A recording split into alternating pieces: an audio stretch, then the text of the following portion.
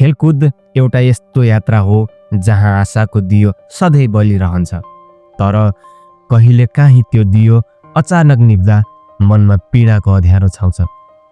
आज आइसिसी टी20 विश्वकप 2026 को समूह चरणमा नेपाल र इटाली बीचको खेल यस्तै एउटा कथा बनेर आयो। नमस्कार, ज्ञान संवादमा तपाईलाई हार्दिक स्वागत छ।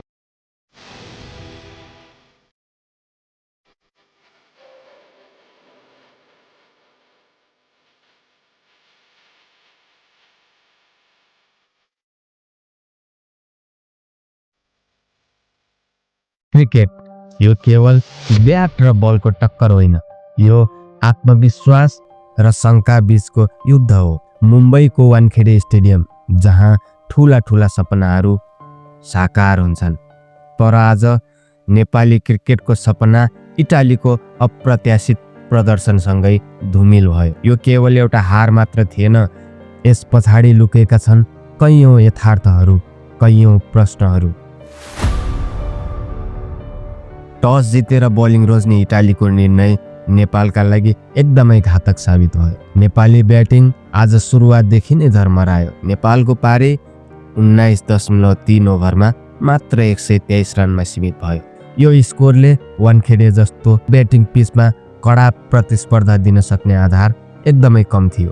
तर आज विकेटको माहौल हेर्दा नेपाली स्पिनरमा सम्पूर्ण दारोमदार थियो। नेपालको ब्याटिङतर्फ आरिफ शेखले केही सङ्घर्ष गरे पनि अरू कुनै ब्याट्सम्यानले लामो इनिङ खेल्न सकेनन्।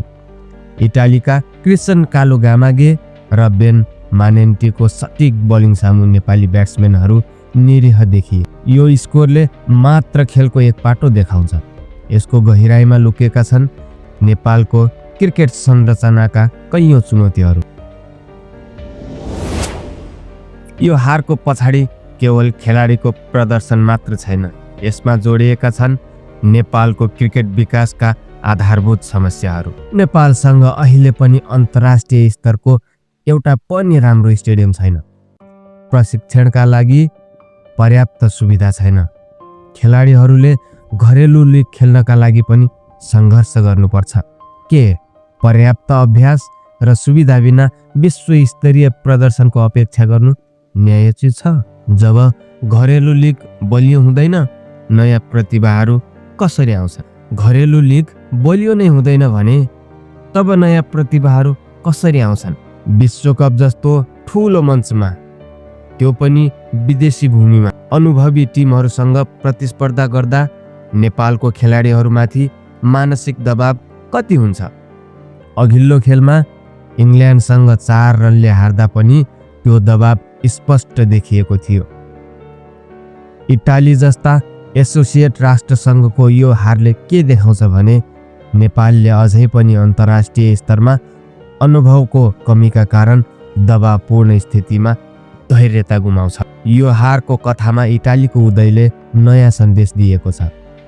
मोस्का दाजुभाइ एन्थोनी र जस्टिनको विस्फोटक ब्याटिङले इटालीलाई विश्वकप इतिहासकै पहिलो जित दिलायो। 12.4 ओभरमै कुनै विकेट नगुमाई लक्ष्य पूरा गर्नु इटालीको लगनशीलता र तयारीको परिणाम हो। इटाली जस्तो खासै क्रिकेट परम्परा नभएको देशले यो सफलता हासिल गर्दा नेपाल जस्तो क्रिकेटमा जुनुन भएको राष्ट्रले किन सङ्घर्ष गरिरहेको छ? यो प्रश्नको उत्तर नेपाली क्रिकेटका नीति निर्माताहरूले खोज्नुपर्ने भएको छ। आजको हार केवल स्कोरबोर्डको अङ्क मात्र होइन, यो त एउटा गम्भीर आत्ममूल्याङ्कनको अवसर पनि हो। पूर्वाधारमा लगानी, घरेलु क्रिकेटको सुदृढीकरण र युवा प्रतिभाको पहिचान, यी बिना नेपालको क्रिकेट यात्रा अझै चुनौतीपूर्ण हुनेछ। हामी हारबाट भाग्ने छैनौँ, आजको पीडालाई शक्ति बनाएर भोलि उठ्नुपर्छ। नेपाली क्रिकेट, आज तिम्रा लागि हामीसँग केवल प्रश्नहरू छन्, केवल निराशाहरू छन्, तर यो प्रश्न र निराशाका पछाडि अझै पनि एउटा आशाको किरण बलिरहेको छ, जगमगाइरहेको छ। त्यो हो तिम्रो भविष्यप्रतिको हामी नेपाली क्रिकेट समर्थकको अदम्य विश्वास र मैदान बाहिरबाट अटुट साथ। जय नेपाल।